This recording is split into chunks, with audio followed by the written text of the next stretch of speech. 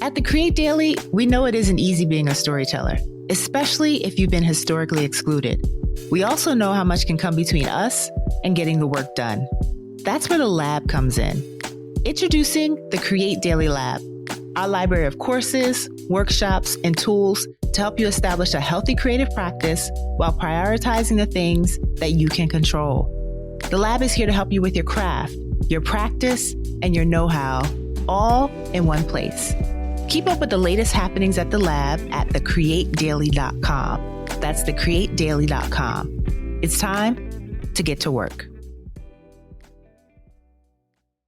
I think it's really important that we create our own schools, right? Yeah.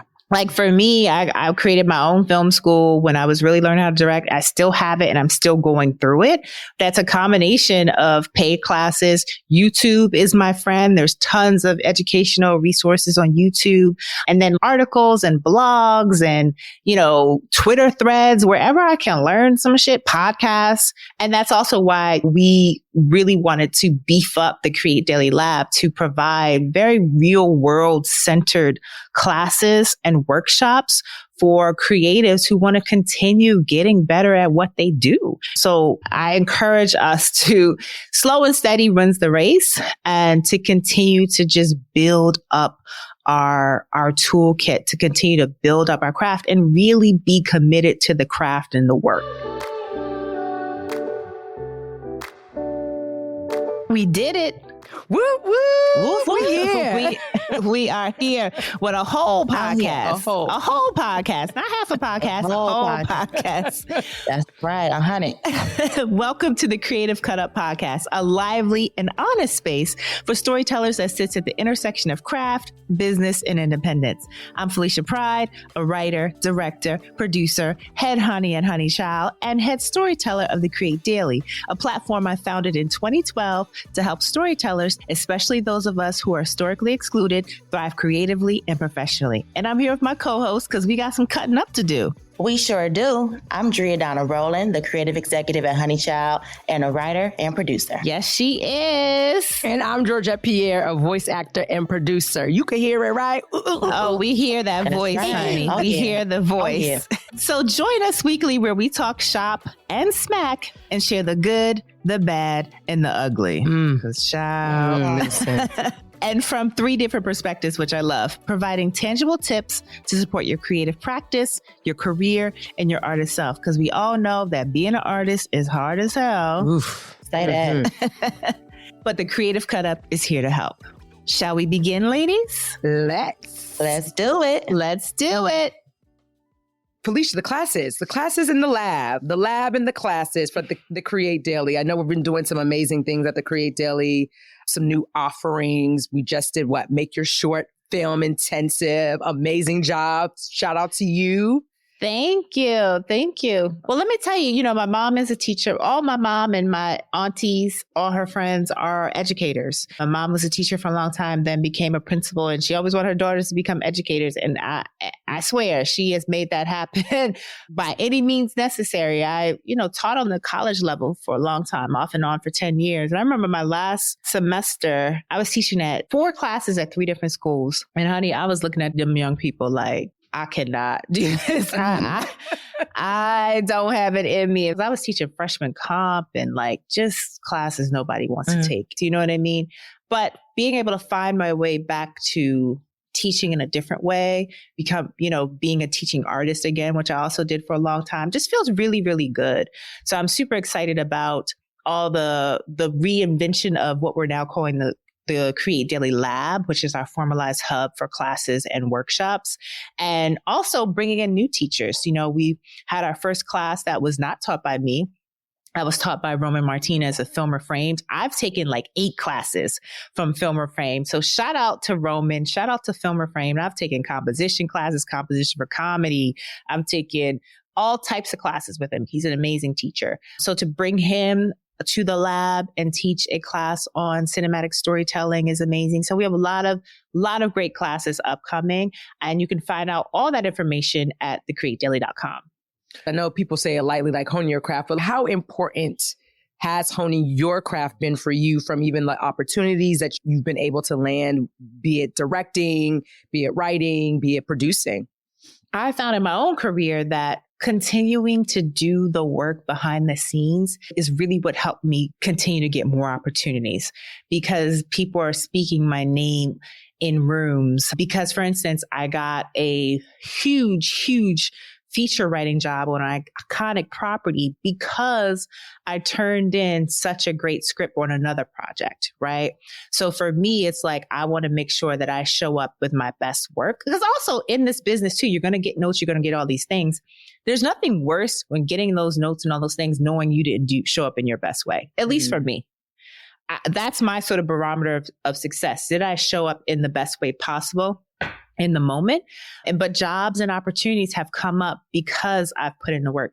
Now, it's not easy, because I'm like, when I hear other people's processes, I'm like, oh, that's all you got to do. Like, I'm sitting here doing draft after draft and draft after. So it's not easy, but I also look at it as I am in service of a community and I have to show up for them.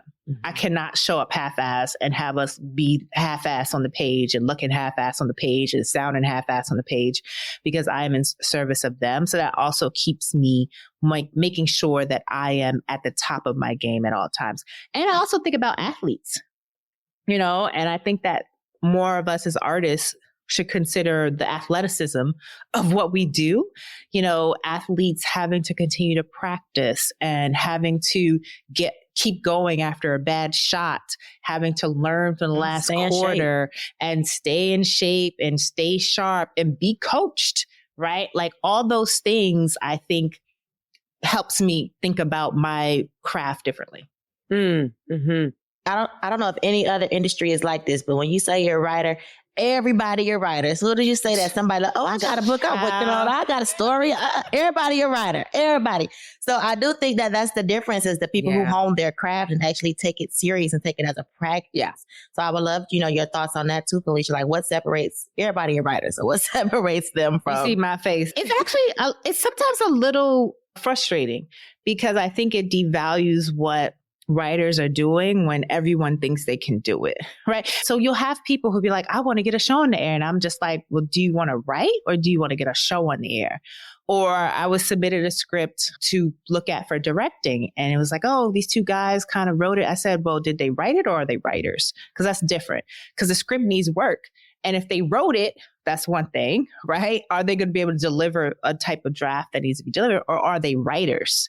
So I think about that a lot. And I also think about that a lot of people want the benefits and the gifts that come from having written, but they don't actually want to do the writing, because it is miserable sometimes. I'm not even going to lie. I have had some miserable nights where I'm like, what the fuck? Why do I have this gift, this calling on me? Like, can I just, but that level of commitment and that level of continuing to work on it and take the classes and be in the writers groups and continue to get the feedback and continue to make it better and better and better and better.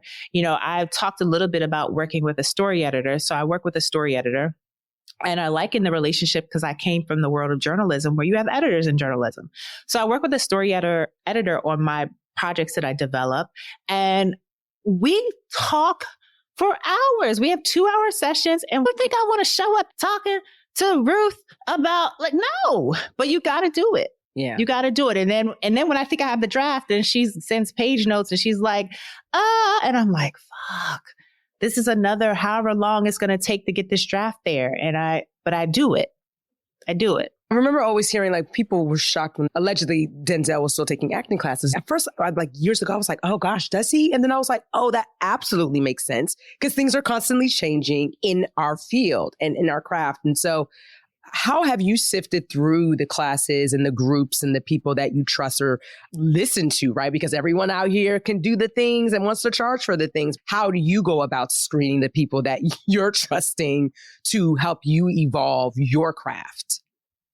I tend to look for practitioners, current practitioners. When we think a lot of times about academia and universities and like teaching professors, a lot of times they're not practitioners. They're theoretical. They were practitioners a long time ago.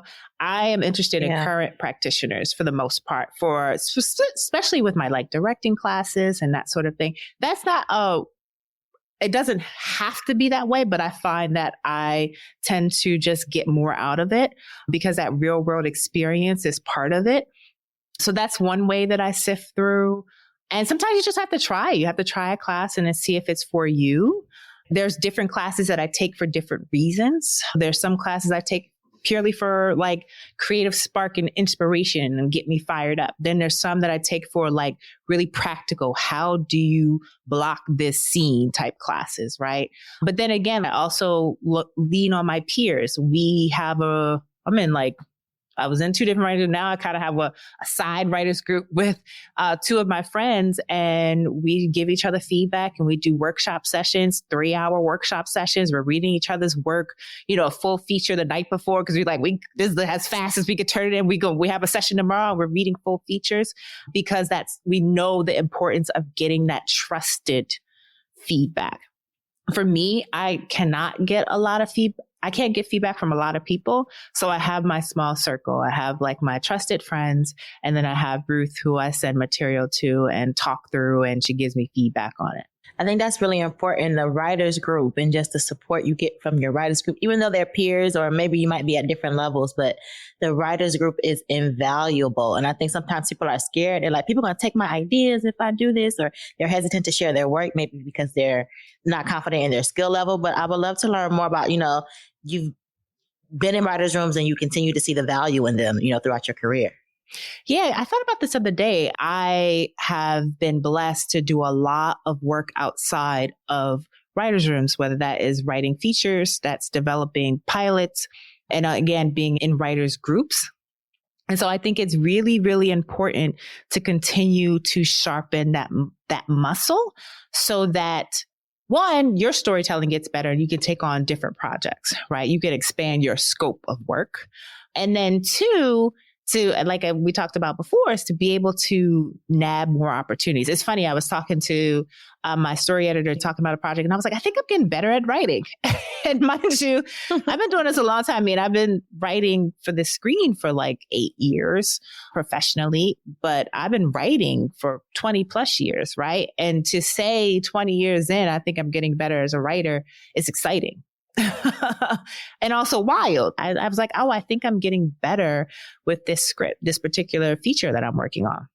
So in terms of writers groups, I think what's great about writers groups too is that you have different people who have different ways of thinking about story. Right. So in this new writers group, this informal writers group that I'm in with my friend Roche and Hadia has like a totally different way of thinking about story and character that I would never think of. So she adds such a fresh perspective. She's also really, really funny. Roche has a totally different way of thinking about story than I do as well. So when you have that feedback, it opens you up. I've also learned I like to get feedback when I'm ready to get feedback. I cannot get feedback typically on a mess because then it just confuses me more. I need to kind of be in a really good place so that I can get feedback. But then sometimes when I think I'm in a good place, I hop on the phone with them and Ruth, and I'm like, oh, I'm not in a good place. And it's depressing. It's sad. You're like, I thought I was close. Nope, you ain't, bitch. So that's hard. But that camaraderie, that ability to hear other perspectives that you never thought of, and it just makes the work better. And just the challenging of it helps you grow as a writer.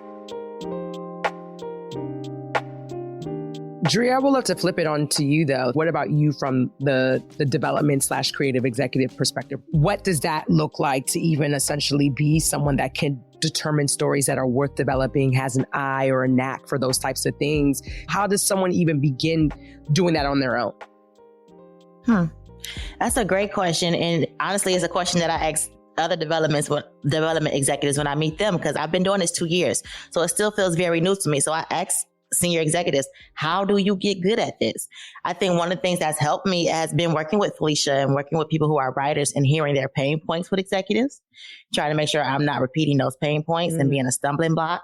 I think me coming from being an editor in journalism helps a lot, because my ethos as an editor in journalism was like, a lot of editors, they want to put their fingerprints on something, right? Like they just got to insert themselves in it. And I'm like, no, I just want to serve the story.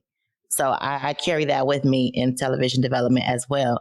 And then also it's reading scripts, having your taste, but also being open and flexible because you don't know everything. And, I know what I like, but I also have to think about what my company will like. I want to think about what the audience likes, right? So you have to kind of be able to think from these different perspectives as well, but always thinking about like the story and who is this for. I always like kind of have a North Star when I'm reading something.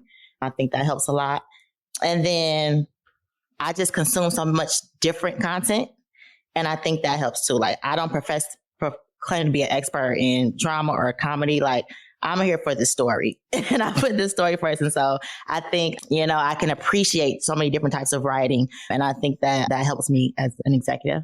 And I think also one thing I do before I was even here, I volunteered to be a screener at film festivals. Like that is all you're doing is watching like so much content and trying to figure out, is this something that should be in a festival? Do I think audiences would like this? What is it about this that works? What is it about this that doesn't work? What would I recommend to the filmmakers to make this stronger? I'm actually on the screening committees for 3 film festivals right now, like just to kind of keep honing that. We may have talked about this before, but sometimes people think honing your craft is only going after classes, but sometimes honing your craft is consuming other types of art or other types of things. And so I'm curious if that's also part of your process as well. Oh, absolutely. And I love Dria's point about, developing your own taste and being confident in that as well. Because sometimes you could be good on the page, but have no taste, especially if you're trying to then translate it into production or transition into directing. So being able to really hone your own taste and your own creative instincts, I think is really important. I also think part of honing your craft is like living life, because as artists, we have to be able to translate emotion and experience onto the page and onto the screen. And if we don't have that, if our vessel is empty, if our vessel is surface, it shows up in the work. Right. So being able to experience the emotions, sit in the emotions so that you know how to write rage because you felt it. You know how to write sadness because you felt it. And you know that sadness is different than melancholy because you felt it. And so being able to live life and have those experiences, I think are really, really important. I think sometimes as writers, we become too heady. And we're not in our bodies and we're not in our emotions. So that's important. And then, yes, taking inspiration from other places. Even when I started out as a journalist, I learned about writing from MCs. Before I knew about James Baldwin and Toni Morrison, I knew Big Daddy Kane and Slick Rick. And I knew that they had a way of telling a story. I knew that they had a skill because they told a story in a short period of time. Like I didn't know the mechanics of storytelling, but I was like, wait a minute, they told a beginning, middle, and end, a children's story in like three minutes. That's a skill, right? And in terms of developing your voice, hip hop was very pivotal for me in that because artists were including the I in there, and they were including if you know type of vibe. They were including a aesthetic, a beat.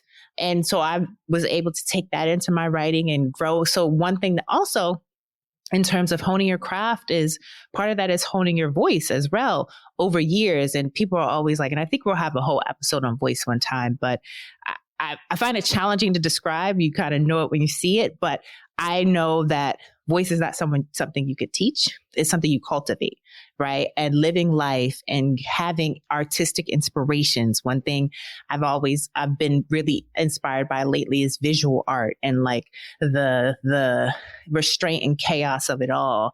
And taking that and developing your own voice and aesthetic and interest, infusing that into your work.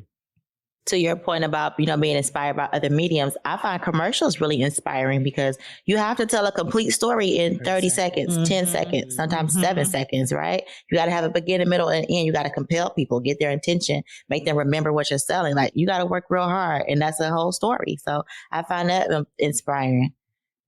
And then also, to your point, I think sometimes executives give notes and they say stuff like, oh, this isn't realistic or this isn't, because they haven't lived. They don't have no experiences. We could do a whole episode about executives who live in a bubble. Okay. And then they want to be programmed and making notes that hundreds of millions of people might watch. And I'm like, but you only know 5 mile radius. You ain't been nowhere. You ain't done nothing. You're wealthy and you live in LA. But that's for another time. But it's so true. I think our life experiences are really, really important. Georgette, like, I know you are wanting to connect even more with your creativity. Yeah. What has that looked like for you? What classes, things have you been doing to connect more with your creativity and hone your craft? Sometimes I would do a lot of informationals with people. Everyone wants to talk about how I got into this and how I won this. And it was like, Georgette, producing is producing, right? And if you know how to produce in various platforms, like, don't relegate that. And so I came from broadcast, started in broadcast, and then navigated into doing a lot of work in audio world and wanting to translate and do more of that in video. And so for me, it's one, working with other people that also want me to cultivate some of the things that I'm working on. How do I continue expanding my skill sets or strengthening the muscles of me producing, even if it's audio for this project and maybe it's video for another project. So collaborating with people, continuing to work on personal projects, right? Because a lot of times with the 9 to 5, you're not going to necessarily always be in the position that you want to be in. And so how do you continue to cultivate the things that you want to do? And I'm like, well, I can make my own shit, right? Like, I already have a framework to continue doing what I need to do. So as long as I'm going to continue working with, working in that aspect or working on my own things with people that know more than me in different areas, that I feel like has been helpful for me. So I also work at the same parent company as Dria. So at Paramount, I'm on the advertising side of things. And so even though I'm still in production management, advertising is completely different. So now you're dealing with clients that want to execute things in a different way. And so I've been trying to pay a little bit more attention to what that looks like what happens up from the pitch process to the RFP process to the creative process before it gets to us, and kind of weaving those dots together. Because a lot of times on my side of things, it's really siloed. Like, they don't bring you in until it's ready to be produced. So I want to understand that process. So just paying attention to what I have access to, essentially, as well. I love that. I think understanding the process is so important because it helps you to think for yourself. Yeah. So many times people just want to give you a task, but no, I want to understand how this informs that, how, what's going to be the consequence of this, you know what I mean? Because then I can know like how to make the decision, how to use my judgment to, do the best work, make the best choices. I really like to know how I fit into the bigger picture. Yeah. That helps me a lot.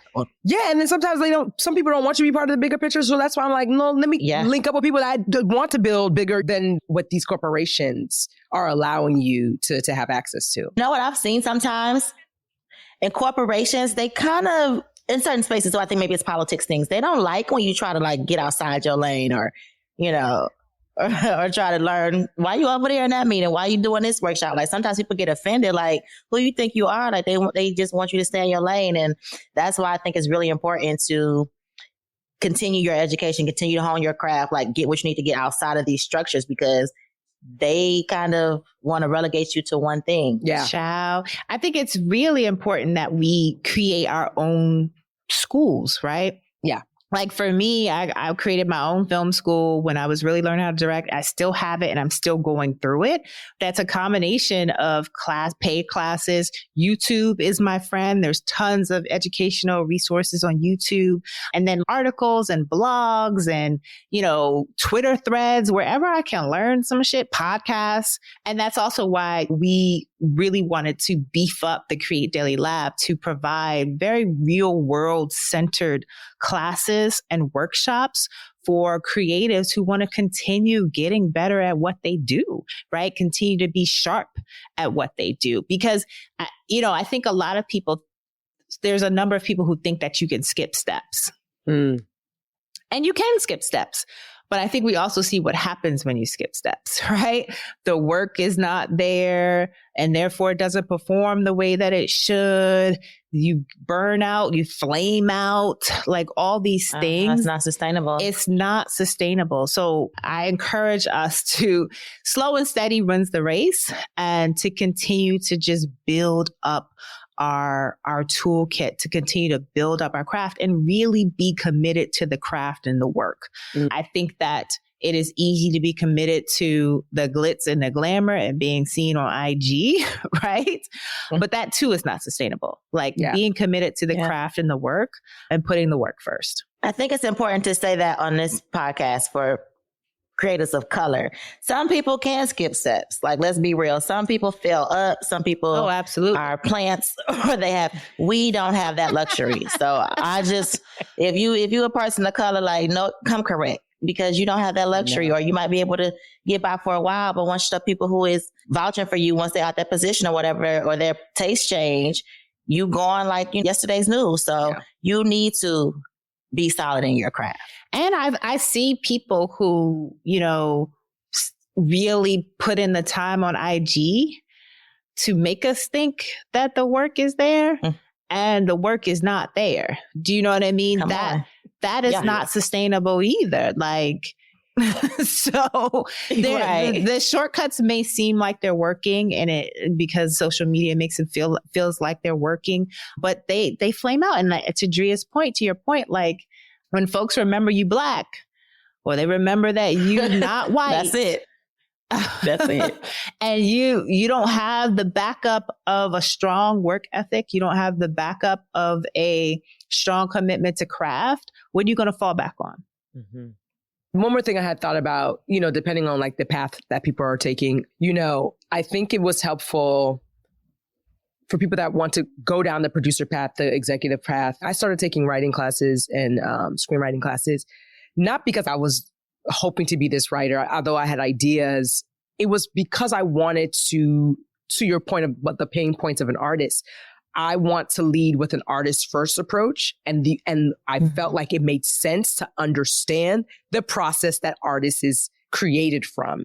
And so when I was taking these TV writing classes, I was like, oh, this will help me understand scripts better, right? It will help me understand how to give feedback better. And so I think there's something to be said around sometimes some of these classes and understanding someone else's craft could also help you be better in the thing that may be adjacent as well.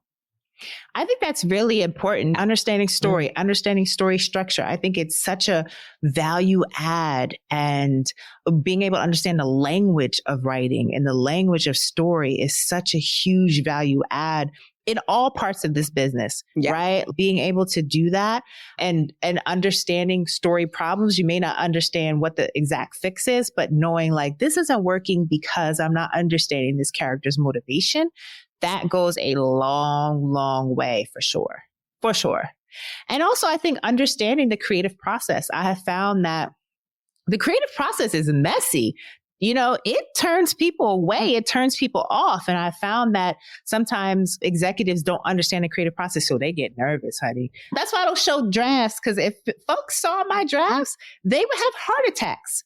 I don't have a heart attack because I trust in the creative process, and I trust in my talent and my ability and my commitment to the craft, right? But the creative process is messy. So also understanding what that is, and as writers, us really strengthening what our process is. As we are honing our craft, we're also honing our process and understanding that it's a process and trusting in the process. Like, yeah, it's a mess now, but I know I'm gonna get it there. Like really having that confidence is huge, and getting it there. I think you kind of talked a little bit about this, Georgette, but I want to be very clear on what it takes to get certain stuff there.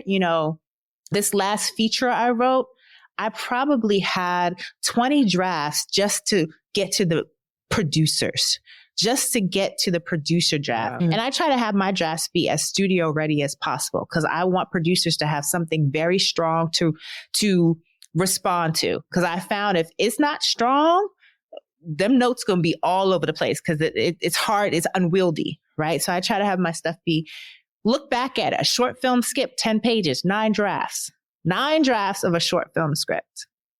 So like to get things there requires multiple drafts, and just understanding that this is the creative process. There it is. Shall we go into, unless we have any last thoughts about honing our craft? No, I think we nailed it. If y'all have questions though, let us know. We'll circle back.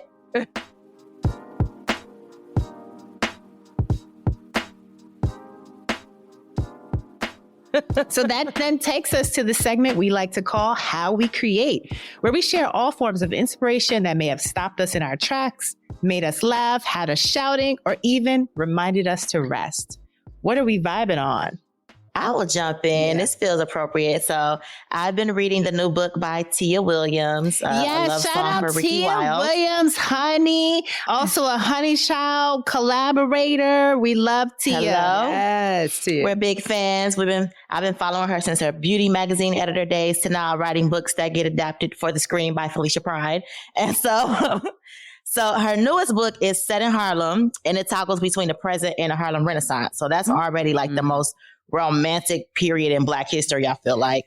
And if you read Tia's books, you know, like her characters kind of have a voice. Like they can be kind of like manic and anxious, and that challenges me. I'm already anxious enough. But when I found myself giving into this book, right, I realized like, this is why people read romance. Like you give into the fantasy of it. And so she got me all wrapped up in it. So I will say that like I found myself, you know, I'm a Black woman dating in LA. Of course I'm frustrated. So when I find myself being frustrated, it's a sign you need a reset. So this book for me has been like a palate cleanser.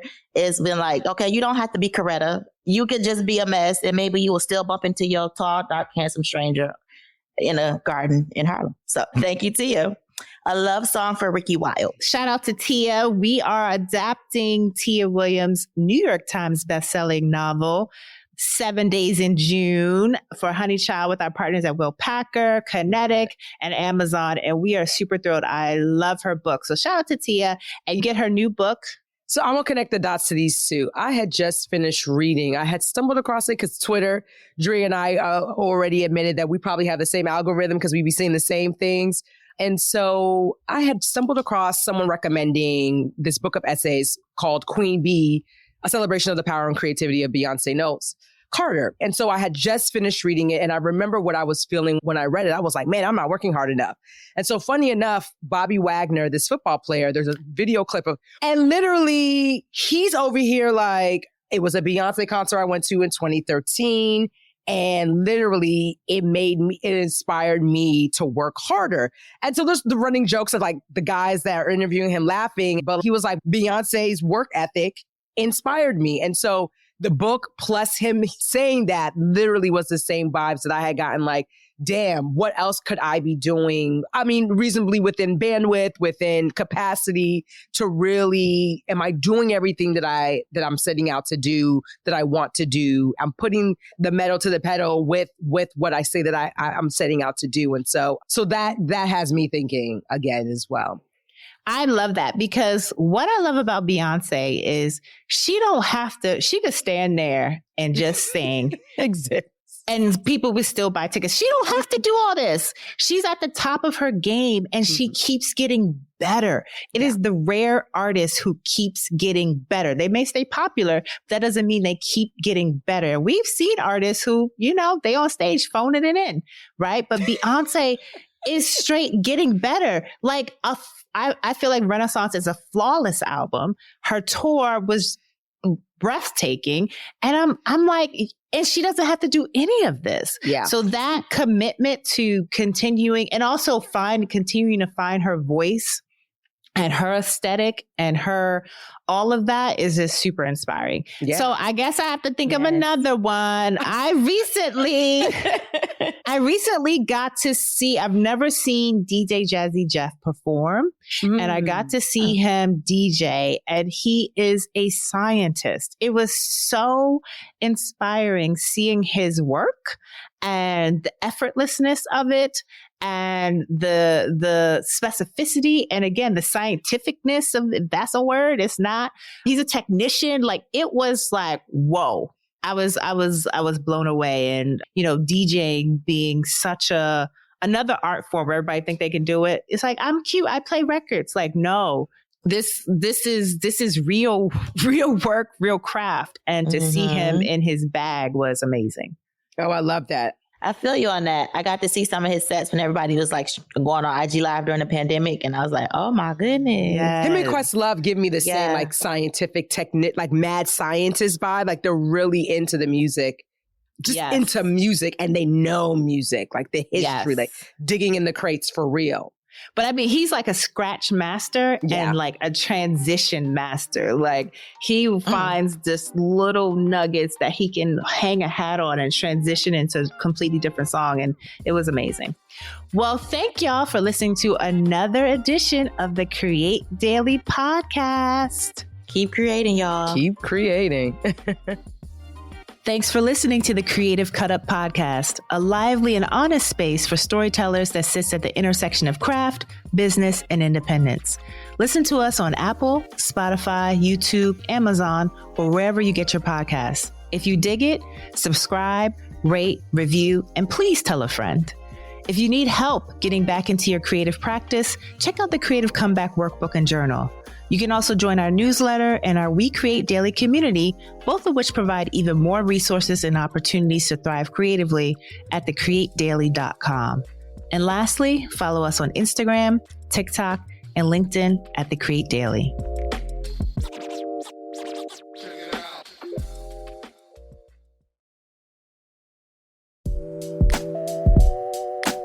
Acting on your ideas is a form of self-love. And when I decided to write the Creative Comeback Workbook and Journal, it was with you in mind. Storytellers with stories inside of you that you need to get out into the world. But life, fear, uncertainty has a way of leaving us stuck. But no more. It's time to reclaim our creative practice and get unstuck. The Creative Comeback Workbook and Journal can help you get back on creative track. 30 days of dynamic prompts, exercises to stimulate creativity, alongside motivational quotes, journal pages, and more. If you're ready to create again, get your copy of the Creative Comeback Workbook and Journal today at creativecomeback.com. That's creativecomeback.com. Because it's never too late to become the artist you always wanted to be.